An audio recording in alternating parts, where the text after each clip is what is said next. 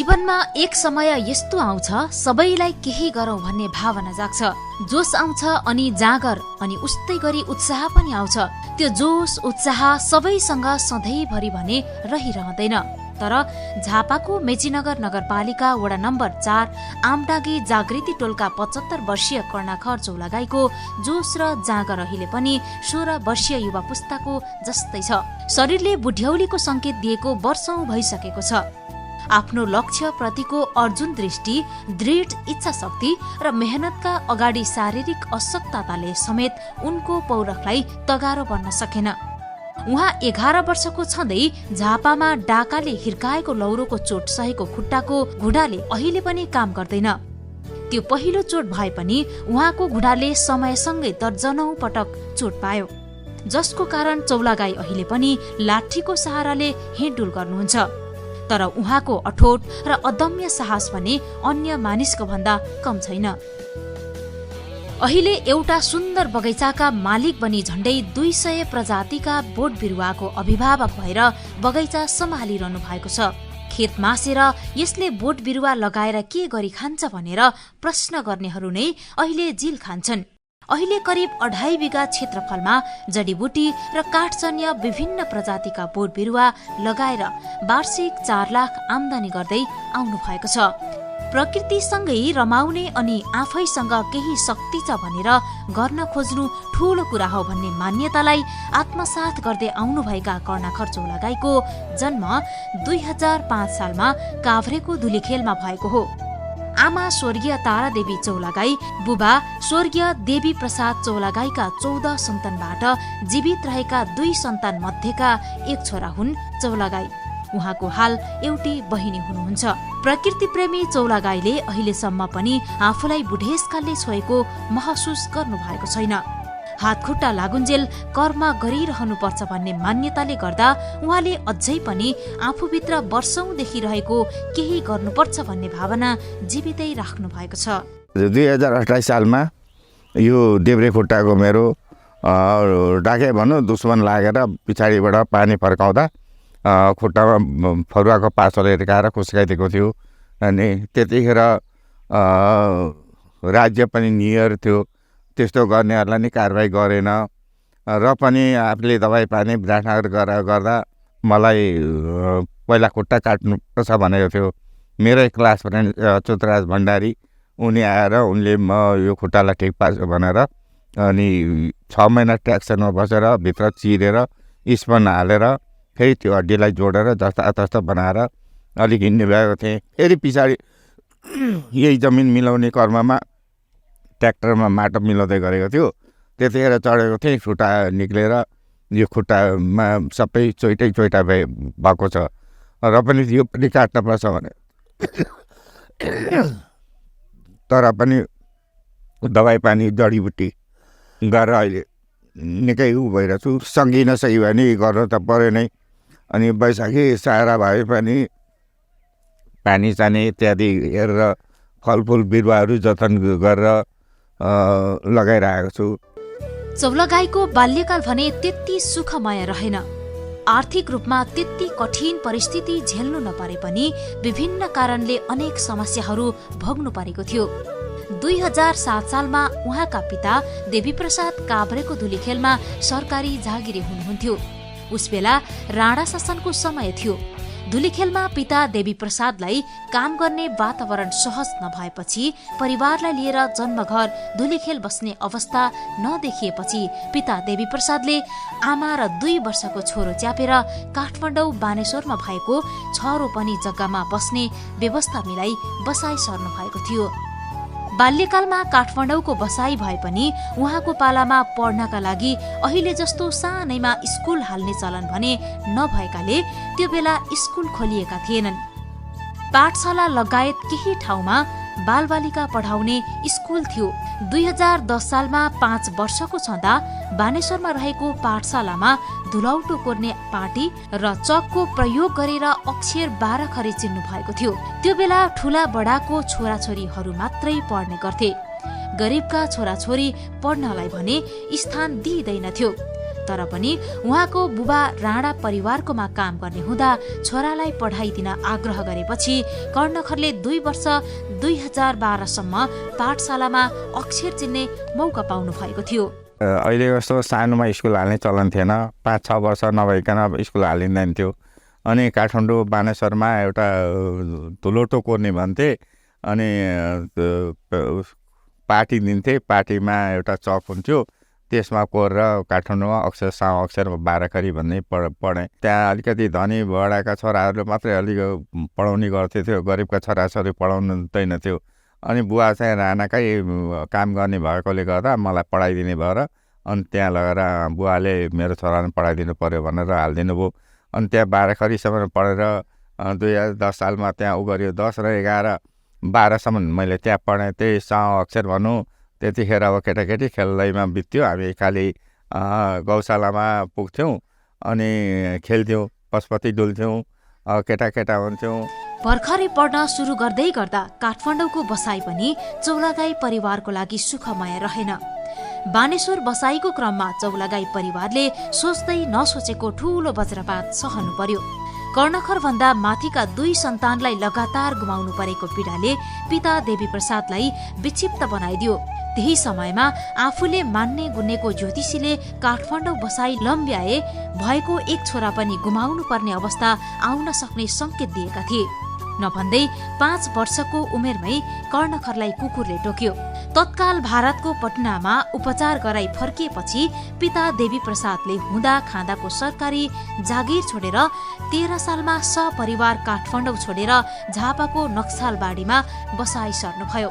झापामा पढ्नका लागि तत्कालीन समयमा स्कुल नभएपछि छोराछोरीलाई शिक्षा दिनुपर्छ भन्ने राम्रो चेतना भएका बाबु देवी प्रसादले आफ्नै पहलमा 2016 सालमा भ्रिकुटी स्कुल खोल्नु भएको थियो। सोही स्कुलमा 3 कक्षामा भर्ना भई पढाइलाई निरन्तरता दिँदै 2021 सालमा एसएलसी सम्मको अध्ययन पूरा गर्नुभयो। यसरी विभिन्न समस्याका कारण एसएलसी अध्ययनसम्म 5 वटा स्कुल परिवर्तन गर्नु परेको थियो। मभन्दा अगाडिका 3 भाइ छोराहरू मरेर म मात्रै रहेको थिएँ। अनि नोकरी पनि छोडिदिनु भयो, भाइ खस्यो। अनि भाइ पनि एकदम राम्रो थियो। पछाडि फेरि एउटा बहिनी थिए, त्यो पनि खसी। अनि त्यतिखेर ज्योतिषहरूको प्राय गरे विश्वास मान्ने। ज्योतिषहरूले भने तेरो यो अर्को छोरो पनि रहँदैन, यहाँ बसिस् भनेर उसले भनिदियो। नभन्दै मलाई पनि 5 वर्षको थिएँ, त्यतिखेर कुकुरले टोक्यो। अनि पटना लगेर बुवाले दबाई पानी गराउनु भयो। अनि भएपछि बुवाले 2012 सालमा यता आउनु भएर यहाँ ठाउँ हेरिराखेर जानुभयो। हजुरबा हुनुहुन्थ्यो, नक्सलबाडीमा बस्नुभएको थियो। अनि यो जग्गामा हेरेर त्यतिखेर यतिको जग्गा अब म खोलाउन सक्छु, जङ्गल थियो, म खोलाउन सक्छु भनेर बुवा यहाँ आएर बस्नुभयो। बसेपछि हामी 2013 सालमा बानेश्वरबाट आएको। 13 सालमा हामी यता आइसकेपछि स्कुल थिएन, कहीँ पनि स्कुल थिएन। अनि मलाई नक्सलमा लगेर बङ्गाला पढ्नलाई 2 वर्ष त्यहाँ बोलियो। 13 सालले आइसकेपछि अब स्कुल छैन, भ्रिकुटीमा स्कुल खोल्ने भए। अनि भ्रिकुटीमा स्कुल खोल्ने हुँदा 16 सालमा त्यहाँ लगेर पढ्न थालेँ। त्यो भ्रिकुटीमा पनि पर बगरमा स्कुल थियो। अनि बस्ने ठाउँहरू हुँदैन थियो, सेउलाले छापेको स्कुल थियो। पछाडि गएर अनि फेरि बुवाहरू नै सक्रिय भएर त्यहाँ मास्तिर घिमिरेको जग्गा मागेर त्यहाँ एउटा स्कुल बनाएर त्यहाँ पढ्नु थाल्यो। त्यहाँ पनि अब बाघ लाग्ने, बाटोमा हिँड्दा डर हुन्थ्यो। एक दिन जाँदा बाघले एकदमै उ गर्यो, त्यादो गर्यो। अब त्यहाँ पनि जान नसक्ने भइयो। यहाँबाट धुलारी धाएर जान्थेँ, घोडा लिएर जान्थेँ। एक दिन त घोडा पनि कसले बिचकाइदिएछ, खोलिदिएछ, घोडा छैन। अब आउनु पर्यो, कसरी आउने भन्दा अरे घोडा खोज्दै जाँदा सतीघट्टामा पुगेर चाहिँ घोडा राति 12 बजे राति आइपुगेँ। अनि पढाइमा डिस्टर्ब हुँदै गऱ्यो र पनि फेरि बाहुनैमा फेरि एउटा खोल्यो 10 क्लास। अनि त्यहाँ फेरि पढेर अनि 10 क्लासको जाँच बल्ल तल्ल दिएँ। त्यतिखेर बुवा एकदम सिरियस बिमारी हो, खुट्टा काट्नुपर्छ, अब यसको खुट्टा काम लाग्दैन भन्न थाले। अनि त्यतिखेरको जुगमा 17,000 रुपियाँ भेला गरेर अनि दबाईहरू मगाएर दबाईहरू गरेर बुवालाई गरियो। मेरो पढाइमा त्यही एसएलसीसम्म पढ्न पाएँ। त्यहाँबाट एकदम डिस्टर्ब हुँदै आयो। 2016 सालमा झापा बसाइ सरेपछि घरमा डाका लाग्यो। त्यो बेला उहाँ 11 वर्षको मात्रै भएकाले डाकाले लुटिरहेको देखेर भाग्दै गर्दा अरूलाई हल्ला गरिदिन्छ भन्ने डरले पछाडिबाट चोरले लट्ठीले हिर्काएर उहाँको घुँडा खुस्काइदिए। त्यसै बेलादेखि सामान्य हिड्डुल गर्न समेत लट्ठीको सहारा लिनु परेको छ। डाकाले भएको सबै सम्पत्ति सिरीखुरी पारेर त लग्यो नै, उहाँको हजुरआमालाई समेत कुटपिट गरेपछि 2017 सालमा देहावसान भयो। त्यसपछि अहिले भएकी बहिनी राधाको जन्म भयो। जब बहिनीको जन्म भयो, उहाँको जन्मले परिवारमा छुट्टै खुसी त छायो नै, परिवारको स्थितिमा पनि बिस्तारै सुधारोन्मुख हुँदै गयो। पिता देवी प्रसादले छोटो समयमै झापामा थुप्रै जमिन जोडिसक्नु भएको थियो। त्यही जमिनमा कोदो, फापर, मकै, गहुँ, तोरी प्रशस्तै फल्ने गर्थ्यो। खेतीमा लगभग 60 मन तोरी हुने गर्दथ्यो। तत्कालीन समयमा त्यस ठाउँ जङ्गला मुलुक भएकाले मकै, कोदोहरू मात्रै हुने भएकाले त्यसैलाई बेचेर धान, चामल किनेर खानु पर्दथ्यो। र यहाँ आयौँ हामी 13 सालदेखिको हामी यहाँ बसेपछि 16 सालमा के डाका लागेर भएको अलिअलि सम्पत्ति सबै लग्यो। अनि हजुरआमालाई नै अलिअलि कुटपिट गर्यो। त्यही उसले हजुरआमा पनि 2017 सालमै मर्नुभयो। त्यो मरेपछि मेरो बहिनी, कान्छी बहिनी राधा जन्मेपछि अलिकति स्थितिहरू सप्रिँदै गयो भनौँ न। एक प्रकारले एउटा अब कन्या उसमा ऊ भएपछि अलिकति राम्रो पनि हुँदै गयो। हुँदै गइसकेपछि पछाडि गएर अब यो ठाउँमा धेरै जग्गाहरू थियो, मान्छे राखेर हामी गराउँथ्यौँ। धेरै मान्छेहरू बस्थे हाम्रो वरिपरि नै आएर। अनि हुँदै गएपछि त्यतिखेर जङ्गला मुलुक थियो, मकै मात्रै हुन्थ्यो, धान हुँदैन थियो, खेतीहरू त हुँदैन थियो। नसितै मकै, कोदो, गहुँ, तोरी बनाएर अनि त्यसलाई बिक्री गरेर फेरि धान लिएर आएर हामी खान्थ्यौँ। तोरी हुन्थ्यो 50-60 मन तोरी हुन्थ्यो, संसारै लगाएर बिक्री गर्थ्यौँ। अनि धानहरू ल्याउँदा पनि संसारै गएर लिएर आउँथ्यौँ। अनि हुँदै गइसकेपछि अब साधनको रूपमा हाम्रो घोडा हुन्थ्यो, घोडा लिएर हामी हिँड्थ्यौँ। म सानैदेखिको घोडाको शौकिन, मैले 8-9 वर्षदेखिको घोडा कुदाएँ। घोडामा अब हिँडिन्थ्यो, बाघले खेद्थ्यो र पनि अब त्यतिखेर आफ्नो आयु लामो रसकेर हो। अनि बाघले पनि अब केही गर्न सकेन भनौँ, आफ्नो दिन बलियोले गर्दा। जङ्गलमा थियो, बाँदरहरू पुरै लाग्थ्यो यो ठाउँमा, बाली आदि खान्थ्यो। एकखेप त बाँदरले कुटेर मलाई 13-14 दिन ज्वरो पनि आइरहेछ। विभिन्न परिस्थितिसँग सामना गर्दै जीवन अगाडि बढाउने क्रममा एसएलसी दिए पश्चात उहाँका बुबा धेरै बिरामी पर्नुभयो। घरमा सहयोग गर्ने कोही नभएपछि विवाह गर्नुपर्ने बाध्यता आयो। भनिन्छ जन्म, मृत्यु र विवाह माथिबाटै मिलाएर आएको हुन्छ भने जस्तै कर्णखरले नेपालमा थुप्रै केटीहरू विवाहका लागि हेर्नुभयो। धेरैले छोरी दिन समेत आए, तर कर्णखरका बुबाले इन्डियाको मिटलीमा गएर केटी पक्का गरेपछि 2027 सालमा कर्णखरको विवाह भयो। 22 सालमा बिहा गरिदिने कुरा भएपछि अब मलाई बिहा गरिदिनेछन् भनेर त्यतिखेर बुवाको साथमा निकै पैसा हुन्थ्यो। 5,000 रुपियाँ पैसा चोरी गरेर म हिँडेर म पुगेँ काठमाडौँ। काठमाडौँबाट एकैचोटि अब त्यो चाइनाको त्यो बाटो खोल्दै गरेको थियो, दोलघाटको। अनि त्यो बाटोमा गएर चाइनाहरूसित त्यहाँ गएँ। मलाई भोलिपल्ट चाइना लाने, अघिल्लो दिन बुवाले 9 बजे राति गएर पढेर अनि फेरि घर लिएर आउनुभयो। ल्याएपछि 2 वर्ष बिहाको कुरो हरायो। अनि 2 वर्ष पछाडि फेरि बिहा गरिदिने कुरा गरेर अनि पछाडि गएर इन्डियामा केटी मागेर अनि बिहा गरिदिनु भयो। मैले केटी हेर्न पनि गइनँ। हेर्ने अब जस्तो पनि हुन्छ भनेर भन्नु पर्यो। तपाईँहरूको लागि बुहारी भनिहाल्यो, यिनै बुहारी तपाईँहरूको लागि हो, मेरो लागि होइन भनेको थियो पहिला चाहिँ। अनि 27 सालमा बिहा भएको। त्यति बेला विवाह गरेर ल्याउँदा कर्णखरकी श्रीमती रेणुका चौलागाई जम्मा 17 वर्षकी हुनुहुन्थ्यो। सहरमा जन्मेर विवाह गरेर आउँदा घर वरिपरि जंगल देख्दा र बाँदरले दुःख दिने गरेको देख्दा कस्तो ठाउँमा विवाह गरेर आएछु भनेर रुन मात्र मन लाग्ने अनुभव उहाँसँग प्रशस्तै छन्। तर अहिले यो ठाउँ यस्तो होला जस्तो कल्पनामा समेत नसोचेको उहाँको भनाइ छ। 27 सालमा बिहा भएको, म त्यतिखेर सानै थिएँ, त्यस्तै 17-18 वर्ष थियो बिहा गर्दा। त्यस्तै थियो। अब त्यतिखेर जङ्गल थियो, आफूलाई त्यतिखेर जङ्गल देख्दाखेरि अलिक नराम्रो लाग्थ्यो। अनि एक्लै रुन्थेँ म त जङ्गल देखेर। अब कस्तो ठाउँमा दिए जस्तो लाग्थ्यो नि त मलाई।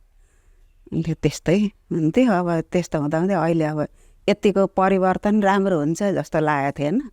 अहिले त पहिलाको हेरिकन धेरै राम्रो खेतबारीमै दुःख गरेको जोत खन सबै यस्तै धानहरू लगाउने गहुँ छर्ने होइन समाजले त राम्रै मानेको छ सबैले इज्जत गरेको छ सबैले अब यस्तो सम्हालेर बस्नु पर्यो नि अब सक्ने स्थिति पनि छैन होइन उहाँको पनि छैन अपाङ्ग भइसकिन्छ उहाँ पनि अहिले पहिला जस्तो गर्न सक्नुहुन्न म पनि सक्दिनँ त्यस्तै छ विवाहपछि जिम्मेवारी बढ्दै गयो एक छोरा र 2 छोरी भएपछि थुप्रै काम गर्दै छाड्ने क्रममा पसल पनि खोल्नुभयो पसलले आम्दानी गर्नुभन्दा पनि उल्टै घाटा लाग्यो यस्तै आर्थिक रूपमा उतार चढाव भइरहे पनि हिम्मत गरेर बहिनीलाई पढाउन काठमाडौँ पठाउनुभयो त्यसपछि काठमाडौँमै प्रेस समेत सञ्चालन गर्नुभयो बहिनीले आफ्नो पढाइसँगै प्रेस सञ्चालन गर्न थालेपछि चौलागाईका छोराछोरीले काठमाडौँमा नै राम्रोसँग पढ्ने मौका पाए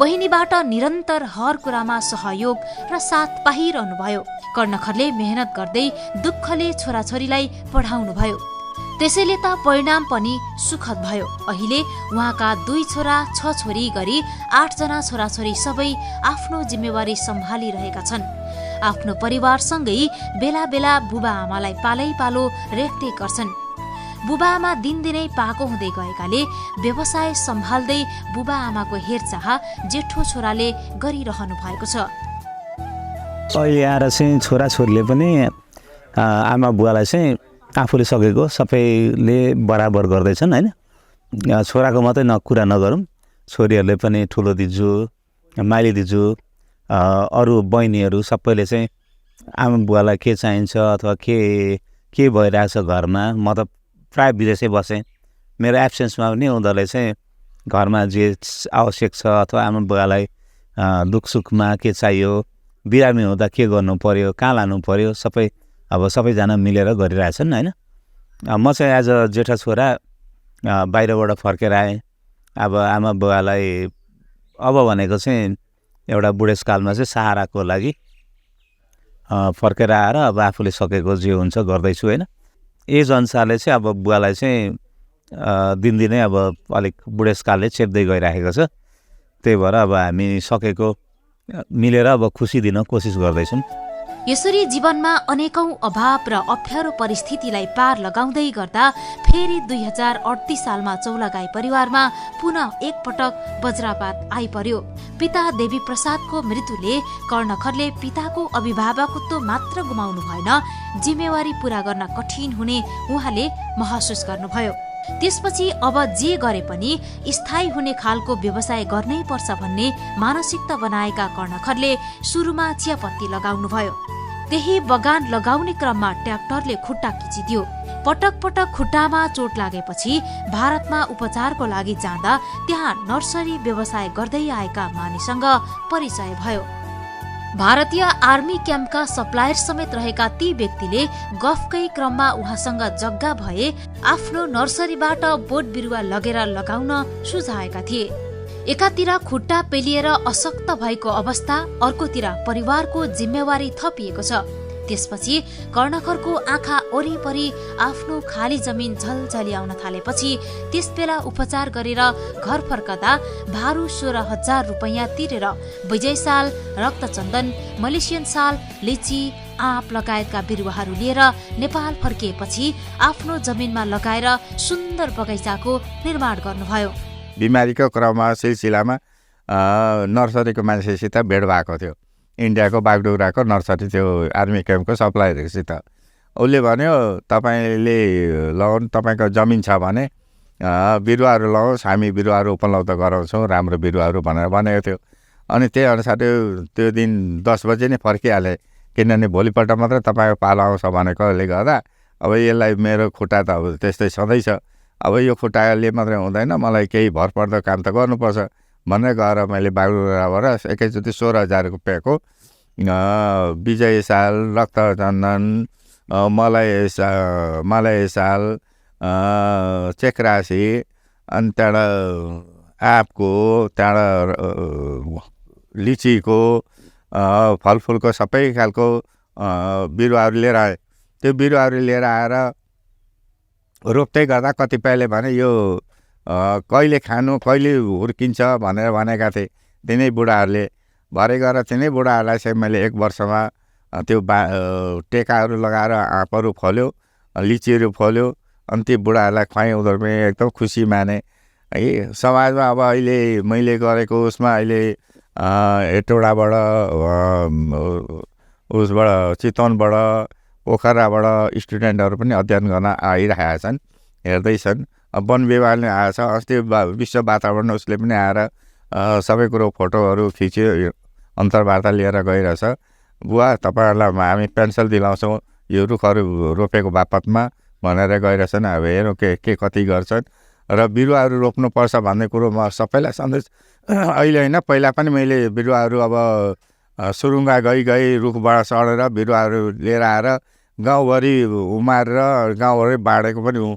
मैले प्राय गरी पैसा लिन सबैलाई दिएँ, निःशुल्कै दिएँ। जब कर्णखरले बगैँचाको निर्माण गर्नुभयो त्यति बेला ओरपरका मानिसहरूले अहिले रोपेर कहिले खानु भन्दै कुरा गर्दै बाटो हिँड्दा कता कता उहाँलाई खल्लो लागेको सम्झिनुहुन्छ। तर उहाँले हार नमानी निरन्तर लागिरहनुभयो। अहिले बगैँचाको हेरचाहको लागि 2 जना सहयोगी समेत रहेका छन्। 75 वर्षको उमेरमा पनि एउटा लौरीको सहाराले यतिमा मात्रै सीमित नभएर उन्नत जातका गाई, कुखुरा, टर्की लगायतका पशुपक्षी समेत पाल्दै आउनु भएको छ।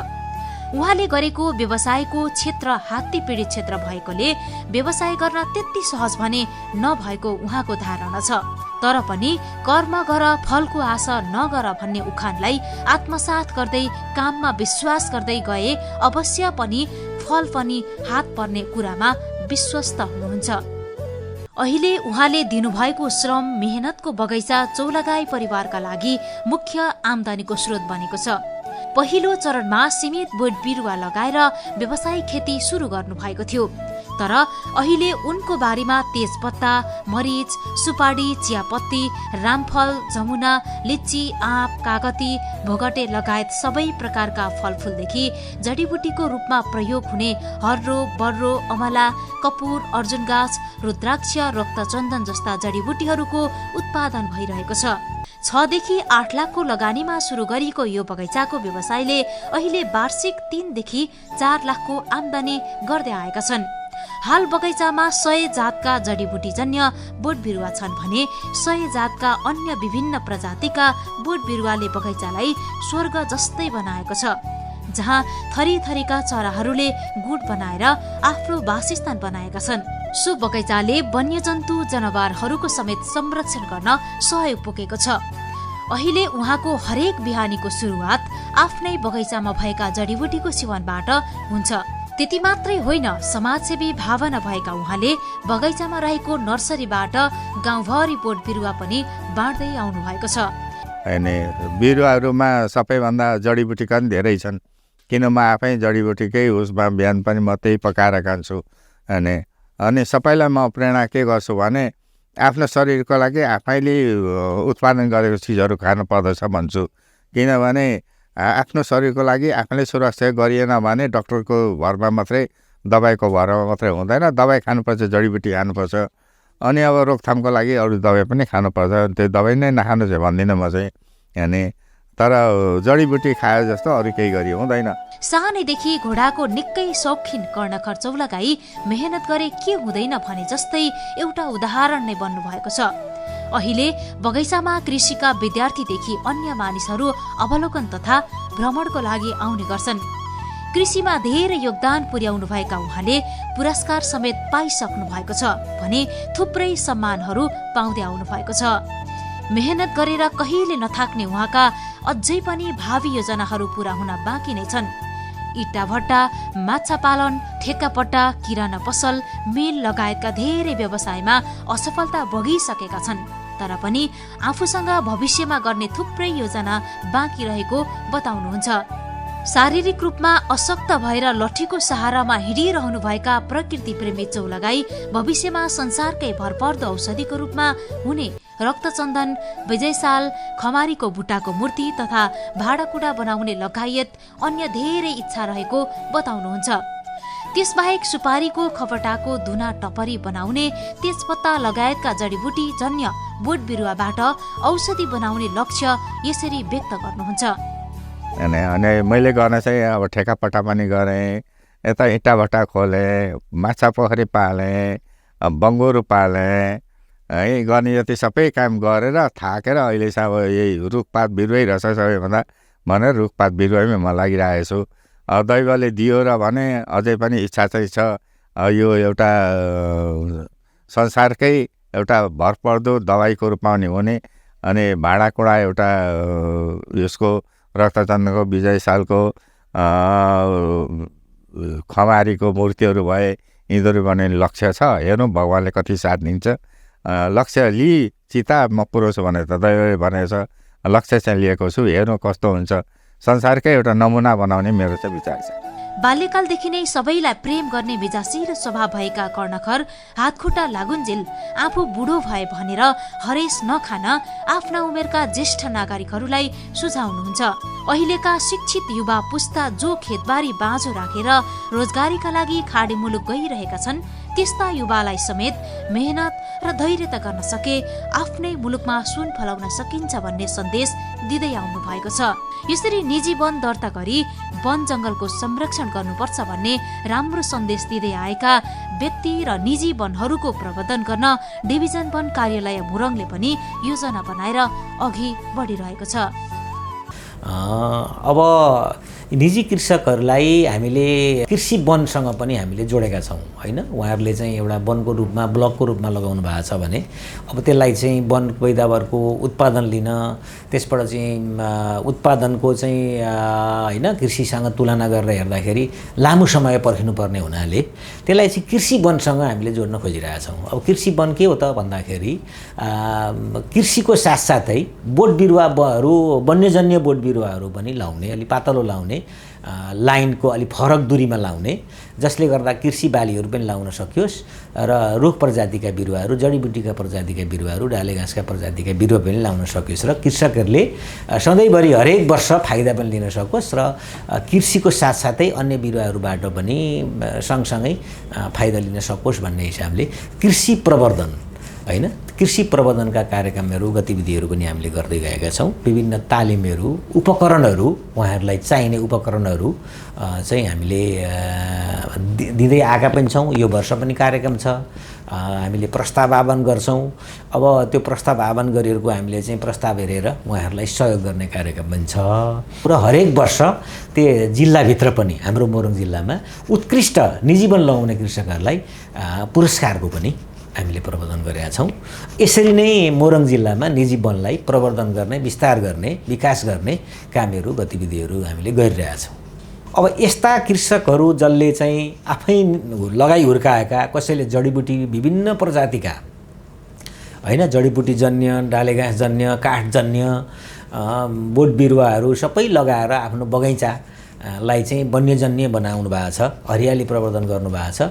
त उहाँहरूलाई चाहिँ राज्यले केही न केही उहाँहरूलाई चाहिँ राज्यबाट त्यसको मूल्याङ्कन गरेर उहाँलाई पुरस्कृत गर्नुपर्छ, त्यसको मूल्य दिनुपर्छ र प्रोत्साहन गरेर अरू वन वृद्धि गर्न अन्य कृषकहरूलाई पनि त्यसो गरियो भने प्रोत्साहन हुन्छन् भन्ने जस्तो लाग्छ मलाई।